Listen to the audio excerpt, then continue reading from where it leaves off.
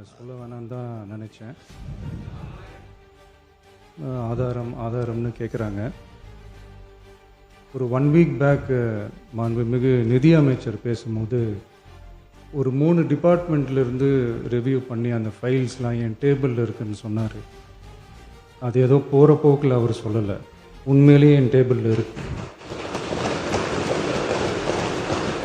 அத்தனையும் ப்ரூஃபோடு இருக்கு. ஓப்பன் பண்ண வச்சிடாதீங்க. எப்போ ஓப்பன் பண்ணணுமோ அப்போ கரெக்டாக எல்லாமே ஓப்பன் ஆகும். மிகு பேரவைத் தலைவர் அவர்களே, மக்கள்கிட்ட எப்போ பேசணும், என்ன பேசணும், எப்படி பேசணும் எல்லாம் பேசிட்டு தான் அன்பாக ஆசையாக எங்கள் எல்லாரையும் கொண்டாந்து உட்கார வச்சுருக்குறாங்க. நான் பேசுவேன், பேசக்கூடாதுன்னு ஒன்றும் இல்லை. இடைத்தேர்தலையாவது சில பேருக்கு நல்லது நடக்கணும்ல.